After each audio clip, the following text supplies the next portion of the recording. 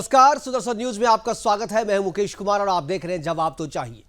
जवाब तो चाहिए में आज हम बात करेंगे गुजरात विधानसभा चुनाव की। गुजरात विधानसभा चुनाव के लिए तारीखों का ऐलान आज हो चुका है। 1 दिसंबर और 5 दिसंबर को 2 चरणों में मतदान होंगे और 8 दिसंबर को हिमाचल प्रदेश के साथ ही मतों की गिनती की जाएगी और परिणाम भी उसी दिन आ जाएंगे। सुदर्शन के ओपिनियन पोल के हिसाब से दोनों राज्यों में बीजेपी की सरकार वापसी कर रही है, लेकिन खबर यह नहीं कि राज्य में सरकार किस पार्टी की बन रही है, बल्कि खबर यह है कि सत्तारूढ़ दल बीजेपी की लड़ाई किसके साथ है। क्या दोनों ही राज्यों में हर बार की तरह कांग्रेस ही टक्कर में है, या आम आदमी पार्टी इस बार कांग्रेस से विपक्ष का आसन भी छीन ले रही है। यदि गुजरात की बात करें तो लोगों की रुचि जीत हार से ज्यादा इस बात में है कि क्यों कोई भी पार्टी चुनाव में मुसलमान की बात इस बार नहीं कर रहा है। खासतौर पर विपक्ष वो मुसलमान की बात इस बार नहीं कर रहा है, जबकि इसके पहले जो भी चुनाव थे उस पर वो लगातार मुसलमान की बात करते रहे हैं। बीजेपी तो गुजरात में मुसलमानों को टिकट नहीं देती है, ये बात सबको पता है, लेकिन कांग्रेस और आम आदमी पार्टी भी मुसलमानों को टिकट देने में यदि आनाकानी करे या जनसंख्या के अनुपात से टिकट नहीं दे तो समझा जा सकता है कि ऐसा वो किसी खास रणनीति के तहत कर रहे हैं। आज चुनाव की घोषणा के साथ हम चर्चा करेंगे कि क्या गुजरात में मुसलमान की बात करना बीजेपी को चुनाव की जीत थाली में परोस के देने के जैसा है। क्या गुजरात में मुसलमान राजनीतिक तौर पर अब अछूत हो गए हैं। क्या मुसलमानों के रहनुमा पार्टियां खास रणनीति के तहत हिंदुओं का वोट बांटने के लिए मुसलमानों का जिक्र करने तक से बच रहे हैं। क्या यूसीसी यानी यूनिफॉर्म सिविल कोड जो है बीजेपी के लिए गेम चेंजर साबित होगी, और क्या गोधरा के घाव अभी बढ़े नहीं हैं, और सबसे अहम कि क्या मुसलमान अब बीजेपी को वोट कर रहे हैं। करेंगे चर्चा, और चर्चा के लिए हमारे साथ कुछ मेहमान होंगे, उनसे आपका हम परिचय करवाएंगे। लेकिन पहले एक रिपोर्ट देखते हैं, रिपोर्ट के बाद वापस आएंगे तो मेहमानों से परिचय कराएंगे और चर्चा की शुरुआत करेंगे।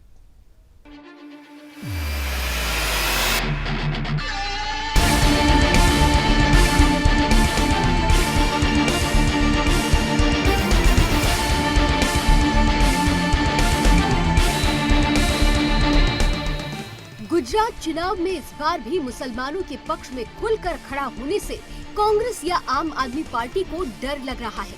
27 साल से हिंदुत्व के झंडे के साथ विकास की राजनीति के भूते सत्ता पर काबिज बीजेपी को चुनौती देने के लिए विपक्ष देश के दूसरे राज्यों में जो हथकंडा अपनाती रही है, पिछले 2 चुनावों से उससे अलग ही जाती हुई नजर आ रही है। दरअसल 2017 के चुनाव में कांग्रेस नेता राहुल गांधी ने पार्टी की नैया पार कराने के लिए हिंदुत्व का चोला ओढ़ लिया था। वो हर मंदिर और मठों के चक्कर लगाते हुए कोट और जैकेट के ऊपर से जनेऊ पहनकर अपनी हिंदू पहचान बताते और दिखाते हुए नजर आए। पूरे चुनाव में कभी भी मस्जिद में पांव तक नहीं रखा, मुसलमानों की गोल टोपी को सिर पर नहीं लगाया। इस बार भी यही फॉर्मूला आम आदमी पार्टी और कांग्रेस दोनों अपना रही है। दोनों पार्टियों के निशाने पर बहुसंख्यक हिंदू वोटर है जो बीजेपी को जीत दिलाते आ रही है। मुस्लिम तुष्टीकरण के लिए जाने जाने वाली पार्टी गुजरात में अपना राजनीतिक रंग सिर्फ इसलिए नहीं बदल रही है कि उन्हें गुजरात के मुसलमानों से नफरत है, या वो गुजरात के मुसलमानों को चुनाव की दृष्टि से कमजोर मान रहे हैं, बल्कि असल कारण तो ये है कि कांग्रेस और आम आदमी पार्टी दोनों को ये पता है कि मुसलमान गुजरात में बीजेपी को वोट नहीं देंगे। 2004 के लोकसभा चुनाव में गुजरात दंगों की और मोदी को मौत का सौदागर कहने के बाद कांग्रेस का जो हाल हुआ था, उसके बाद कांग्रेस या विपक्ष गुजरात में मुसलमान का नाम लेने से डरती है। दिल में मुस्लिम तुष्टीकरण के भाव लिए कांग्रेस और आम आदमी पार्टी हिंदुओं के वोट के सहारे अपने राजनीतिक एजेंडे को पूरा करना चाहते हैं। उन्हें पता है कि मुस्लिमों का यदि भला करना है तो बहुसंख्यक हिंदुओं का वोट हासिल किए बिना उसे नहीं किया जा सकता। यही वजह है कि गुजरात में मुसलमानों का नाम लेने से तो विपक्ष की पार्टियां डर ही रही हैं, लेकिन दिल में उनके लिए आसन भी बना रखा है। Bureau report, Sudarshan news.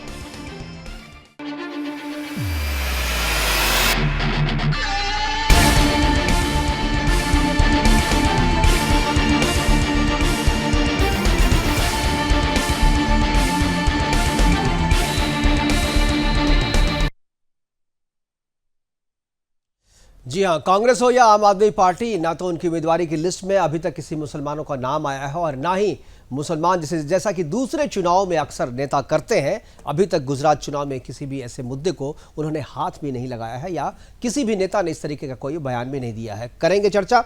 हमारे साथ श्रद्धा राजपूत हैं, बीजेपी के प्रवक्ता, और डॉक्टर अवली आलू है पॉलिटिकल एनालिस्ट के रूप में, और संजय गढ़वी हैं कांग्रेस के प्रवक्ता के तौर पे, और श्रीमली हिरेन है प्रवक्ता आम आदमी पार्टी के। सभी मेहमानों का स्वागत है और चर्चा की शुरुआत मैं आम आदमी पार्टी के श्रीमली हिरेन से करना चाहूँगा। क्यों इसलिए करना चाहूँगा श्रीमली जी आपसे, क्योंकि एक मात्र आप ऐसी पार्टी है जो गुजरात में इस बार नई एंट्री के हैं। हालांकि पिछले चुनाव में भी आपके प्रत्याशी थे, सभी की जमानत जब्त हो गई थी वहाँ पर, लेकिन इस बार आप ज़्यादा दमखम के साथ उतरे हैं और सबसे पहले आपने अपने उम्मीदवारों की लिस्ट भी जारी कर दी है। और वो जो 53 लोगों की लिस्ट आपने जारी की है उसमें एक भी मुसलमान नहीं है, जबकि आपका जो दूसरे राज्यों में जो आपके लिस्ट आते हैं उसमें मुसलमानों के लिए खास जगह होती है, और आपकी पार्टी में भी मुसलमानों के लिए खास जगह है, और आपके दिल में भी, आपके नेताओं के दिल में भी मुसलमानों के लिए खास जगह है। ये किसी से छुपी हुई नहीं है। लेकिन क्या ऐसी बात है कि गुजरात में मुसलमानों से आप किनारा कर रहे हैं या मुसलमानों को जिक्र करना तक आप पसंद नहीं कर रहे हैं? हालांकि आपकी पार्टी में वहाँ पर मुसलमान कार्यकर्ता तो हैं, लेकिन किसी को आपने उम्मीदवार नहीं बनाया है। और क्या गुजरात में कांग्रेस और आम आदमी पार्टी मुसलमानों से बच रही है?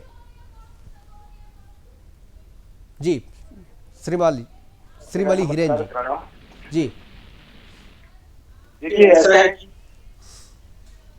अब बात किया कि मुसलमान को कोई प्रत्याशी नहीं बनाया गया है, तो देखिए आम आदमी पार्टी का एक फंडा रहा है कि हमारे जो प्रत्याशी जो भी है वो बहुत ही एक मिनट, मैं श्रद्धा राजपूत जी से, अगर मेरी आवाज़ आप सुन रही हैं तो मुझे पता है कि आप आम आदमी पार्टी के साथ शायद बैठना आप लोग नहीं चाहते हैं, शायद वो जा रही हैं। कोई बात नहीं, हमारे साथ जो श्रीमली हिरेन जी हैं वो जवाब दीजिए। जी श्रीमली जी।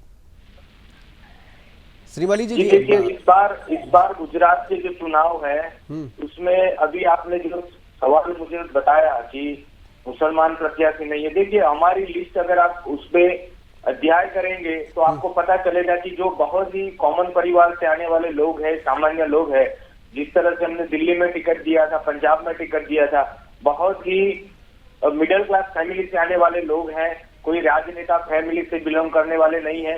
हम ये देखते हैं कि बंदा कितना ईमानदार है, जो प्रत्याशी है वो कितना ईमानदार है, वो पार्टी के लिए कितना डेडिकेटेड है, और जिसपे कभी भ्रष्टाचार का आरोप ना लगा हो, किसी गलत काम का आरोप ना लगा हो, ऐसी स्वच्छ सभी वाले जो पढ़े लिखे लोग हैं वो हमारे प्रत्याशी इस बार है। और ये आम आदमी पार्टी का मूल मंत्र है कि हम सामान्य लोगों को आगे प्रमोट करके हम नेता नहीं बनाते, हम लीडर बनाते हैं। और गुजरात में इस बार ये राजनीतिक बदलाव जो आने वाला है वो ऐतिहासिक ठीक है।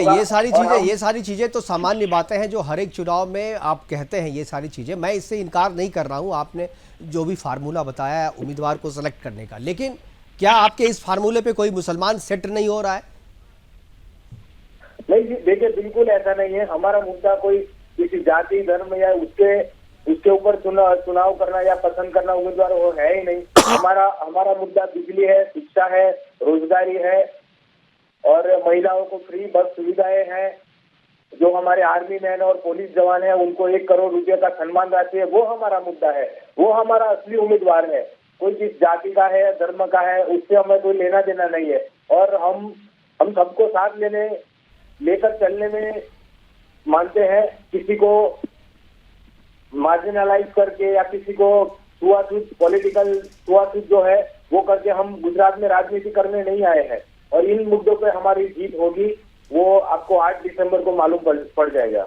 ठीक है। ये तो आपकी जो बात है वो बात समझ रहे हैं, और जनता जो है वो ये भी समझती है कि आप बोल क्या रहे हैं और उसका मतलब क्या है। संजय गढ़वी जी हैं कांग्रेस के प्रवक्ता। यही सवाल मेरा संजय जी आपसे भी है कि क्या कांग्रेस या आम आदमी पार्टी या विपक्ष जो भी बीजेपी के खिलाफ चुनाव लड़ रही है गुजरात में, उनको ये डर है कि अगर मुसलमानों को जिक्र किया तो हमारा हाल भी वही होगा जो 2014 में विपक्ष का हुआ था, कांग्रेस का हुआ था। 2014 में आप चूंकि कहते हैं ना कि दूध का जला छाछ भी फूंक फूंक कर पीता है, तो 2014 में जो आप लोगों ने देखा कि किस तरीके से आपने मोदी जी को मौत का सौदागर कहा था और उनको गुजरात दंगे की याद दिलवाई थी, तो उसका जिस तरीके से जनता ने जवाब दिया था, उस जवाब के बाद से विपक्ष खासतौर पे कांग्रेस, चूंकि इस बार आम आदमी पार्टी केवल इस चुनाव में आई है, लेकिन पिछले चुनाव में आपने इस फार्मूले से अलग जाकर के आपके नेता जो है एक हिंदुत्व के एजेंडे पे आगे बढ़ा था उन्होंने, और कहीं भी मुसलमानों का जिक्र तक नहीं था पूरे कैंपेन में।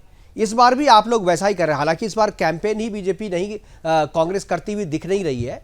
तो क्या मुसलमान गुजरात में अछूत हो गई है कांग्रेस के लिए? संजय गढ़वी जी।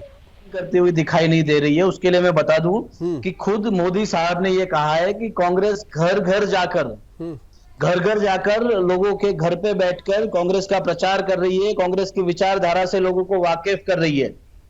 और रही बात माइनॉरिटी और हिंदुइज्म की, तो कांग्रेस हर एक इस वैसे व्यक्ति को टिकट देने वाला है जो समाज के बीच में जाके समाज के विकास के लिए, समाज के उद्धार के लिए काम कर रहा हो। कांग्रेस एक सेक्युलर पार्टी है और वो सेक्युलरिज्म में पूरा विश्वास करती है। कांग्रेस आगे कभी भी झूठे वादे नहीं किए। कांग्रेस ने आवाज आपकी संजय जी, आपकी आवाज नहीं पहुंच रही है। संजय जी, क्या आपको मेरी आवाज पहुंच रही है? वो करती है। कांग्रेस का विकास इस तरह नहीं है कि कांग्रेस की सरकार को जाके ओरेवा के बैनर ढकने पड़े। आपने देखा अभी मोरबी में जो हुआ, सरकारी लोग जाके ओरेवा के बैनर ढकते हैं। क्या जरूरत है ये डाक पिछोड़ा करने की? क्योंकि वो जानते हैं कि उनके काले करतूत के कारण इतने लोगों की जान गई है। संजय जी, वो उस पे जो होना था, उसके बारे में जो कार्रवाई होनी थी वो चल रही है। सरकार अपनी जांच कर रही है, जो दोषी है उनको कार्रवाई होगी, जो मुआवजा देने की बात हो चुकी है। हम उस पर 3 दिन तक चर्चा कर चुके हैं। हम 3 दिन तक लगातार उस पर चर्चा कर रहे हैं। उससे आगे बढ़िए। अगर आपको उसको चुनावी मुद्दा बनाना है तो आप कैंपेन कीजिए, चुनाव जनता के बीच में जाइए। आज हम दूसरे मुद्दे पे चर्चा कर रहे हैं। आज हम संजय जी दूसरे मुद्दे पे चर्चा कर रहे हैं, आप उस पर बात कीजिए। वादों से सर, आपके पास भी और बीजेपी के पास भी मुसलमान और हिंदू के सिवा कोई टॉपिक नहीं बचा है चर्चा करने के लिए। अरे कम से कम सुदर्शन मुसलमान की चर्चा तो कर रहा है। आप तो केवल वोट लेते हैं उनका, लेकिन चर्चा भी नहीं कर रहे। बिल्किस बानो की बात जो है आप दिल्ली में तो करते हैं, लेकिन गुजरात में चुनाव है, जरा वहां पर जिक्र कीजिए ना बिल्किस बानो का। तो आप लोग तो सेलेक्टिव है ना, आप लोग अपने वोट के फायदे के हिसाब से चर्चा करते हैं। भाई आप हमें क्यों इल्जाम दे रहे हैं? कम से कम हम ये बात बता तो रहे लोगों को कि आप मुसलमान का वोट लेते हैं, तो मुसलमान के बारे में बात भी तो कीजिए। करते हैं मुसलमानों के बारे में, मुसलमानों के हक के लिए लड़ते हैं, हिंदुओं के हक के लिए लड़ते हैं, सिख और ईसाई के हक के लिए लड़ते हैं, क्योंकि कांग्रेस एक सेक्युलर पार्टी है। और चलो ठीक है, आप पूछ रहे हैं तो आप लड़ रहे हैं, आप ये बता रहे हैं, लेकिन लोगों को दिख नहीं रहा है कहीं पे कि आपने पूरे कैंपेन में अब तक कहीं गुजरात में मुसलमानों का कोई जिक्र किया है, कभी कोई मस्जिद में दिख रहा है, इसीलिए तो लोग कांग्रेस के साथ है।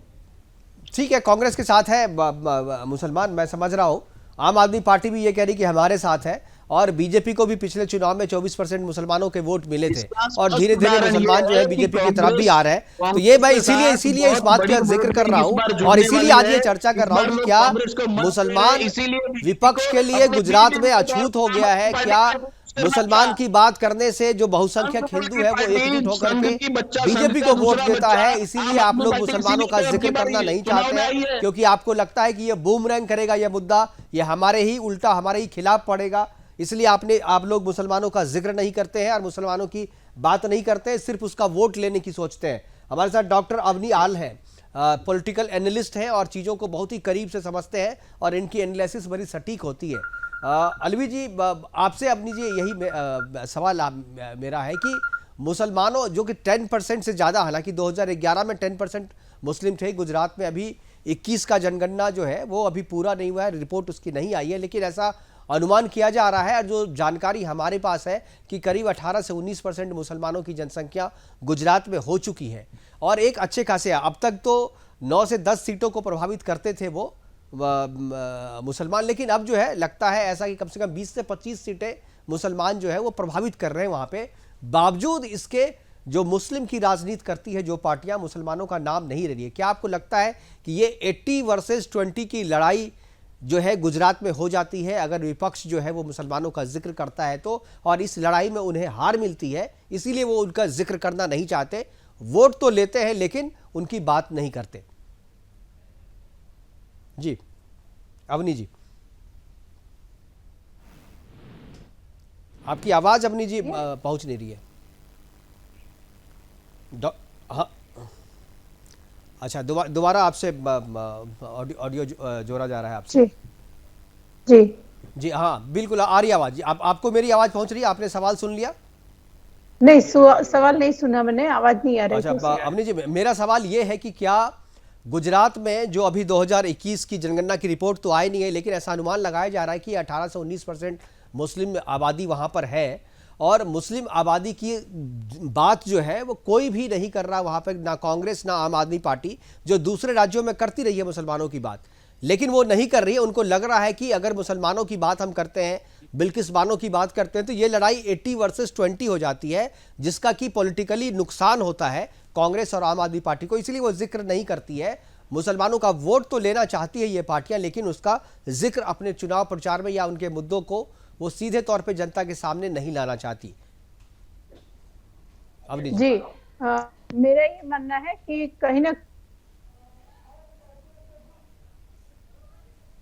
जब इलेक्शन आता है तभी ये धर्म की बातें करते हैं, सेक्युलरिज्म की बातें करते हैं, और कुछ ना कुछ कहीं ना कहीं ये इलेक्शन जब आता है तभी कहीं ना कहीं ऐसा जिक्र हो जाता है। तो मैं सभी पार्टियों की मैं यही कहना चाहूंगी कि कहीं ना कहीं विकास के मुद्दे पे बात करनी चाहिए। जैसे अभी आपने बोला कि कहीं ना कहीं मुस्लिम समाज का जिक्र नहीं हो रहा, तो जहां से हम वोट ले रहे हैं, जो पार्टियां वोट ले रही है, नहीं, मैं ये नहीं कह रहा हूं कि मुसलमानों का केवल जिक्र नहीं हो रहा है, पर एक खास रणनीति के तहत, एक खास रणनीति, एक योजनाबद्ध तरीके से कांग्रेस जो है वो 2014 के बाद से मुसलमानों का जिक्र अपने कैंपेन में नहीं करती है, और उग्र हिंदुत्व का 2017 के चुनाव में जो राहुल गांधी थे, मंदिर मंदिर जा रहे थे, जनेऊ पहन रहे थे, मत्था टेक रहे थे, प्रसाद खाते हुए दिख रहे थे, स्नान कर रहे थे, तिलक लगा रहे थे, और हिंदुओं का वोट वो ले रहे थे। और इनफैक्ट वो केवल हिंदुओं का वोट ले नहीं रहे थे, बीजेपी का वोट काट भी रहे थे, जो हिंदू का वोट बीजेपी के पास था। और क्योंकि उनको ये विश्वास था कि मुसलमान के पास कोई ऑप्शन नहीं है, मुसलमान तो कांग्रेस को ही वोट देंगे, बीजेपी को नहीं देंगे, इसलिए वो हिंदू वोट को फोकस कर रहे थे और मुसलमानों का जिक्र नहीं कर रहे थे। वही स्ट्रैटेजी इस बार भी है, लेकिन इस बार आबादी बढ़ गई है मुसलमानों की। अगर मुसलमान नाराज होता है, और इस बार असदुद्दीन ओवैसी की पार्टी भी जो है चुनाव में है, वहां पर मैदान में आ रही है, उतर रही है, तो क्या मुसलमानों का जिक्र नहीं करना कांग्रेस के द्वारा, आम आदमी पार्टी के द्वारा, ये उनके चुनावी एजेंडे का हिस्सा है, या सही में वो मुसलमान को हाशिए पर ढकेलना चाहते हैं गुजरात में, क्योंकि पॉलिटिकली या चुनाव के राजनीति के हिसाब से वो उनके लिए सुटेबल नहीं है वहां पे? कहीं ना कहीं ये राजनीतिक एक ऐसा कोई व्यू भी हो सकता है, जैसे कि उनको जीतने के लिए, ऐसे कई बार आप सब जानते हैं कि इलेक्शन आता है तो ये मुद्दा सबसे हावी होता है, क्योंकि जो हमारे जनमानस है उसमें धर्म सबसे बड़ी बात है। तो धर्म के मुद्दे को लेके ये आप अभी जो कह रहे हैं वो मुझे इसलिए सही लग रहा है कि कहीं ना कहीं अब इनको पता है कि जो जनेऊ पहन के या तिलक लगा के हम हिंदुओं के वोट ले सकते हैं, तभी ये एक स्ट्रेटेजी हो सकती है ये इस बार आम आदमी पार्टी और कांग्रेस की गुजरात में, क्योंकि गुजरात बीजेपी का गढ़ कहा जाता है। संजय जी के पास, संजय जी, क्या इस बार जिस तरीके से पिछले चुनाव तक, 2017 के चुनाव तक आप सीधे तौर पे मुकाबले में थे, कांग्रेस और बीजेपी के बीच मुकाबला होता था, जीत हार का फैसला भी इन्हीं दो पार्टियों के बीच होता था, लेकिन 2022 का चुनाव जो है त्रिकोणीय हो रहा है, सबको पता है, और कांग्रेस इस त्रिकोणीय मुकाबले में तीसरे नंबर पर जाती दिख रही है। जो भी ओपिनियन पोल हमने किए हैं या जो दूसरी जगह भी जो ओपिनियन पोल हुए हैं, उसमें कांग्रेस तीसरे नंबर पर जाती दिख रही है। क्या आपको लगता है कि मुसलमानों से किनारा करना इस चुनाव में, 2017 में तो चल गया, उसका आपको फायदे भी उसके आपको हुए, क्योंकि बीजेपी की सीट जो है वो पिछले चुनाव के मुकाबले 12 के मुकाबले 17 में उनकी सीटें कम हुई थी, 100 के नीचे बीजेपी पहुंच गई थी, और आपकी सीट में इजाफा हुआ था। क्या आपको लगता है कि वही स्ट्रैटेजी जो आपने 2017 में अपनाई थी 2022 में काम करेगी, क्योंकि इस बार आम आदमी पार्टी भी आपके साथ चुनाव के मैदान में है और मुकाबला त्रिकोणीय है, सीधी लड़ाई नहीं होकर के त्रिकोणीय मुकाबला है? जी, क्योंकि इस बार बीजेपी बहुत घबराई हुई है, बहुत डरी हुई है, इसीलिए आम आदमी पार्टी को सपोर्ट कर रही है, अंदर से उसको फंडिंग कर रही है, एमआईएम को फंडिंग कर रही है, ताकि कांग्रेस की वोट बैंक तोड़ी जा सके, कांग्रेस के कोर वोटर्स को उनके तरफ खींचा जा सके। पर इस बार लोग जान चुके हैं हिंदू मुसलमान के मुद्दे पर ना तो हिंदू वोट करेंगे ना तो मुसलमान करेंगे, सभी के सभी महंगाई और बेरोजगारी पर मुद्दे पर वोटिंग करेंगे। और इस बार जंगी बहुमति से कांग्रेस की सरकार बन रही है। अगर आप कह रहे हैं कि आपका ये सर्वे है तो आप और हम साथ में हैं, आप देख लीजिए अगले समय में कांग्रेस की सरकार बन रही है और बीजेपी बहुत बुरी तरह हार रही है सर जी। 2017 में भी आप यही कह रहे थे, 2017 में भी आप महंगाई और बेरोजगारी के मुद्दे को लेकर के थे और बीजेपी अपने एजेंडे पे थी और बीजेपी की जीत हुई यहाँ पर। इस बार एक चीज और संजय जी आई, बिल्कुल सर हम हिंदू मुस्लिम के मुद्दे पर कभी नहीं लड़ते, हम जनता के सर्वांगी विकास के मुद्दे पर लड़ेंगे। पहले भी इसी तरह लड़े थे, आगे भी इसी तरह लड़ेंगे। नहीं, आप घोषित रूप से नहीं लड़ते हैं, अघोषित रूप से लड़ते हैं और आप धर्म बोलते हैं कि धर्म के नाम पे राजनीति नहीं करते, लेकिन आप करते हैं, आप लोगों को बताते नहीं है, जनता को आप पता चल गया है, इसलिए उसका फायदा आपको नहीं मिलता। राजनीति कांग्रेस ने कभी नहीं की है। कांग्रेस का हिंदू ये जानता है कि वासुदेव कुटुंबकम की भावना वाला हिंदू है जो कांग्रेस के साथ जुड़ा हुआ है। पूरी वसुंधरा उसका घर है, पूरा उसका परिवार है, हमारे साथ सब लोग जुड़े हुए हैं। चलिए, बीजेपी की कोई मानते जुड़ी हुई हैं थी और उनको जब भी कभी भी विधायकों की जरूरत पड़ी है कांग्रेस ने सप्लाई किया है। 99 सीटें थी 2017 में, 99 सीटें थी 2017 में बीजेपी की, आज 112 हो गई है। क्योंकि बीजेपी को नीति की है, बीजेपी ने फंड सीएम कैंडिडेट कौन है को खरीदने की ट्राई की है, कांग्रेस से है, लेकिन आज भी जनता कांग्रेस पर भरोसा करती है। बीजेपी के भी बन सकते हैं। अब भाजपा और कांग्रेस में कोई डिफरेंस नहीं रहा है, सारे लोग कांग्रेस से बीजेपी में जाके बैठे हुए हैं। श्रीमली जी, एक चीज बीजेपी ने इस बार नहीं पड़ता बीजेपी अपना सीएम उम्मीदवार डिक्लेयर करे या कांग्रेस। श्रीमली जी और संजय जी दोनों, आप दोनों से मेरा एक सवाल है कि 27 साल से बीजेपी भी वहां पर सत्ता में है और एंटी इनकम्बेंसी नहीं है जनता में। अभी जिस तरीके से सर्वे आ रहे हैं एंटी इनकम्बेंसी नहीं दिख रही है, हालांकि बीजेपी इसके उपाय कर रही है, कैंडिडेट चेंज कर रही है, जो हर एक पॉलिटिकल पार्टी करती है, बीजेपी भी कर रही है। लेकिन एक साथ में सारे मिनिस्टर बदल देने पड़े। ठीक है, मैं मानता हूँ भाई, पॉलिटिकल पार्टी अगर आपको बीमारी का पता चल गया है तो आप इलाज तो करेंगे ना। नहीं, ठीक है, देखिए वो तो कोई भी पार्टी करती है, कोई भी पार्टी करती है। क्यों सारे मिनिस्टर्स को चेंज करने पड़े? मैं कहा कह रहा हूँ भाई, उनको चेंज करना वो उनका इंटरनल मामला है। देखिए, मैं ये नहीं कह रहा हूँ कि एंटी इनकम्बेंसी अगर है तो उसका इलाज किया जा रहा है, अगर नहीं है तो जनता जवाब देगी उसका। आप मेरा सवाल सुनिए। बीजेपी इस बार हार रही है। ठीक है, ये तो आपको कहना ही पड़ेगा, आप विपक्ष में है तो आप कहेंगे ही, आप ये कहेंगे नहीं कि बीजेपी जीत रही है, वो तो ठीक है। मैं उस पर चर्चा नहीं कर रहा, मैं कह रहा हूँ बीजेपी ने चुनाव के ऐलान होने के जस्ट पहले जो यूसीसी का दांव खेला है, लोग बीजेपी के कांग्रेस के साथ जुड़े हुए हैं। संजय जी, श्रीमली, हिरेन जी, मैं दोनों से एक समय की कमी है, मैं आखिरी सवाल पूछ रहा हूँ कि बीजेपी ने यूसीसी की जो बात की है, कमेटी का गठन कर दिया है, आपको क्या लगता है कि ये चुनावी दांव है, चुनावी उनका एक ट्रम्प कार्ड था जो उन्होंने उत्तराखंड में उन्होंने खेला और उसका फायदा दिखा, तो गुजरात में भी उन्होंने इस बात का ऐलान कर दिया है कि अब कमेटी बना दी है यूसीसी गुजरात में, क्योंकि जो चीज देश के लेवल पे नहीं आ सकता वो राज्यों में टुकड़ों में लाया जा रहा है। क्या आपको लगता है कि चुनावी फायदा मिलेगा बीजेपी को यूसीसी का? श्रीमली हिरेन जी।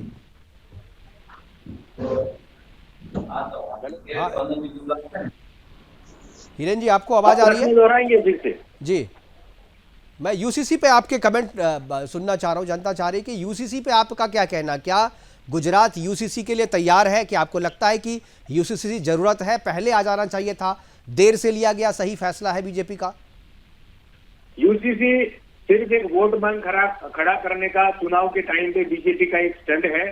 हम आम आदमी पार्टी यूनिफॉर्म सिविल कोड का समर्थन करते हैं, लेकिन जिस माहौल में ये होना चाहिए नहीं हो रहा है। बीजेपी को पता चल गया है कि विकास के मुद्दों की जो पोल है वो खुल चुके हैं, गुजरात की जनता को वो मालूम पड़ चुका है, इसीलिए यूसीसी जैसे मुद्दे को आगे करके वो अपना वोट बैंक बचाना चाहती है, जो एंटी इनकम्बेंसी है उसको कम करना चाहती है।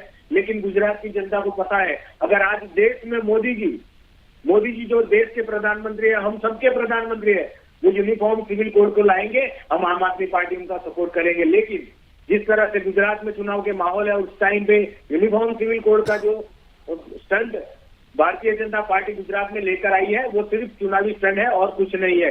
बीजेपी की मंशा कुछ और है, वोट लेने की मंशा है, और जो गुजरात के लिए जब आप समर्थन करते हैं तो मनसा चाहे कुछ भी हो, अगर इंटेंशन उनका है लाने का, वो ऐलान कर चुके हैं, तो इसमें मनसा कैसी भी हो, ये तो आपकी बात, अगर समर्थन कर रहे हैं तो समर्थन कीजिए। इसमें केंद्र में नहीं आ रहा है, राज्य में आ रहा है, ये कोई विरोध का आधार नहीं है। देखिए मुकेश जी, जब से संविधान बना है, आर्टिकल 44 कॉन्स्टिट्यूशन में यूनिफॉर्म सिविल कोड की बात कही है, और पूरा देश ये चाह रहा है यूनिफॉर्म सिविल कोड होना चाहिए, जिससे शादी का मसला जो है, तलाक का मसला है, वो जमीन का मसला है, कई सारे मसले हैं जो अलग अलग जो रिलीजन है, धर्म है, उनके पर्सनल लॉ है, वो खत्म होना चाहिए। मैं ये मानता हूँ अगर विश्व गुरु बनना है तो यूनिफॉर्म सिविल कोड देश में लागू करना ये पहला स्टेप होगा, और हम उसका समर्थन करेंगे। लेकिन चुनाव के टाइम पे ये जो कर रहा है बीजेपी द्वारा तो देश में, गुजरात भी तो देश में ही है। आप दिल्ली में क्या आपने अपने नेता को कहेंगे कि दिल्ली में भी आप यूसीसी लाइए, आपकी सरकार है यहाँ पे। व्हाट्सएप ग्रुप में अपने व्हाट्सएप यूनिवर्सिटी चालू कर घोषणा पत्र में 2019 के घोषणा पत्र में भारतीय जनता पार्टी ने एक अपना मुद्दा भी घोषणा पत्र में डाला था कि हम यूनिफॉर्म सिविल कोड लाएंगे। तो उसका क्या हुआ? 2019 के किसमें आपने लोकसभा चुनाव में, लोकसभा में आपको आना नहीं था तो आपने कर दिया। आप विधानसभा में लाइए ना, आप दिल्ली विधानसभा में आप है ना, आपको वहां पर बहुमत है तो आप दिल्ली विधानसभा में लाइए। नहीं, हमारा चुनावी घोषणा पत्र जो था, अरे तो 2019 के आपके लोकसभा चुके घोषणा पत्र में है ना वो, और घोषणा पत्र में नहीं भी है, अगर आप ला सकते हैं पंजाब में ले आइए, पंजाब में सरकार है आपकी, दिल्ली में आपकी सरकार है, दिल्ली में ले आइए। 3 यूनिट बिजली है, शिक्षा है, रोजगारी है, महिलाओं को सम्मान राशि है। ये हमारा आपकी आवाज डिस्टर्ब हो रही है संजय जी से मैं आखिरी कमेंट चाहूंगा इसी पे। संजय जी, ये यूनिफॉर्म सिविल कोड पे आपका क्या, कांग्रेस क्या समर्थन करेगी? आम आदमी पार्टी जिस तरीके से समर्थन कर रही है, क्या आपको लगता है कि देर से लाया गया सही फैसला है? बिल्कुल ही जरूरी है, लेकिन जिस तरह से उसका गठन होना चाहिए, जिस तरह से उसको यूटिलाइज करना चाहिए, उस तरह बीजेपी हरगिज नहीं कर पाएगी। क्योंकि आपने जीएसटी में देखा को जो 14% टैक्स लगाने वाले थे, उसकी जगह ये लोगों ने क्या से क्या कर दिया। यूसीसी में भी इन लोगों के पास कोई मैनेजमेंट नहीं है, कुछ नहीं है, तो ये लोग सिर्फ बातें करेंगे। अगले इलेक्शन में भी ले आए थे अपने मैनिफेस्टो में, पर इनके पास कुछ नहीं है। पर खुशी की बात यह है कि यहाँ पे बीजेपी का कोई प्रवक्ता नहीं है, पर आप बखूबी बीजेपी के प्रवक्ता की भूमिका निभा रहे हैं सर जी। चलिए ठीक है, आप समझ तो गए, सवाल पूछना आप बीजेपी का ही भूमिका कहते हैं। ये इल्जाम मुझ पे लगता रहता है, कोई बात नहीं, क्योंकि आप लोगों के पास कोई जवाब नहीं होता है तो आप लोग एंकर को ही क्वेश्चन कर देते हो, तो ये आप लोगों का सामान्य है। मैंने उनको बिठाया था यहाँ पे, लेकिन वो आम आदमी पार्टी के साथ वो बहस करना नहीं चाहती है, उनका अपना एजेंडा है, इसीलिए वो छोड़ करके चली गई। हमारे साथ श्रद्धा राजपूत जुड़ी हुई थी और बीच डिबेट में वो छोड़ के गई थी। और ये सवाल मेरा कोई भी नहीं, ये सवाल रहेगा यूसीसी का फायदा है या नहीं है, ये कोई किसी पार्टी का सवाल नहीं है। कोई भी पत्रकार, कोई भी हाउस है, वो आपको ये सवाल पूछेगा। सवाल अच्छे नहीं भी लग सकते हैं, सवाल इसलिए भी बनते हैं कि सवाल तीखे होते हैं, और सवाल तीखे होते हैं तो आप लोगों को अच्छे नहीं लगते हैं, आप इल्जाम लगा देते हैं। कोई बात नहीं, डेमोक्रेसी है, आप कर सकते हैं। आपको यूसीसी याद आता है? आप 8 साल से सत्ता में हो, आपको यूसीसी याद नहीं आया? अभी इलेक्शन के टाइम में आप यूसीसी ले आए, फिर से बोलिए।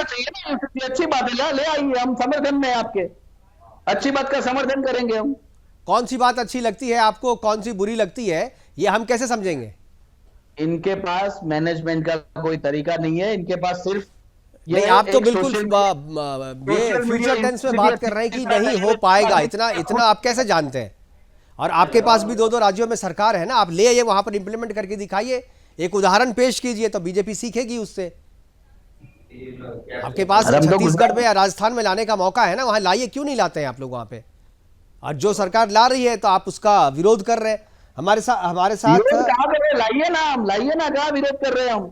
अब तक थे ही ना, ले आना चाहिए था ना। इलेक्शन के टाइम में अगर आप ऐसे मुद्दे लाओगे, इलेक्शन के टाइम में खाली जनता को फुसलाने के लिए लाओगे। आपने 15 लाख का बोला, दीजिए ना 15 लाख रुपए, बाद में आपने बोल दिया कि जुम्मा बचकानी बात करने लगे। कब बोला था? कोई है बाइट? क्या है, किसकी बाइट है आपके पास? कोई वीडियो है क्या आपके पास? 15 लाख की बात करते हैं, वो बचकानी बात। इसका इतना चुनावी नतीजा भुगत चुके, फिर भी आप लोगों की जुबान से 15 लाख वाली बात हटती नहीं है। अरे बीजेपी का फुल फॉर्म बीजेपी का क्या है, सबको पता है, पूरी दुनिया जानती है, पूरी जनता जानती है। 3-3, 4-4 चुनाव हो गए, उसके बाद सारे चुनाव में जनता ने जवाब दे दिया, लेकिन फिर भी आप उसी पे अटके हुए हैं आकर के। चलिए, हमारे पास समय की कमी है। डॉक्टर अवली आला जो है उनको ज़्यादा समय नहीं मिल पाया। हमारे पास दूसरे जो वक्ता थे उनको ज़्यादा समय दिया। अवली जी, आपको क्षमा मांगते हुए प्रोग्राम को यहीं पर खत्म करना पड़ रहा है। लेकिन जो चुनाव का ऐलान गुजरात में आज हुआ है, 8 तारीख को हिमाचल प्रदेश के साथ गुजरात के भी नतीजे आ जाएंगे। लेकिन जिस तरीके से पॉलिटिकल पार्टी अपने खास एजेंडे के तहत मुसलमानों का जिक्र गुजरात में नहीं कर रही है, तो ऐसा नहीं है कि वो मुसलमानों से नफरत कर रही है। इनफैक्ट हिंदू वोट बांटने के लिए और बहुसंख्यक हिंदुओं के वोट में जब तक वो फूट नहीं डालेगी तब तक उनकी लड़ाई वहां पर पुख्ता नहीं हो पाएगी। इसीलिए एक रणनीति के तहत दोनों जो विपक्ष की पार्टियां हैं मुसलमानों को ऐसा दिखा रही है कि वो उसका जिक्र नहीं करे, लेकिन दिल में तो वही है, चाहे भले जुबान पर कुछ और है। फिलहाल अभी के लिए इतना ही, दीजिए इजाजत, नमस्कार।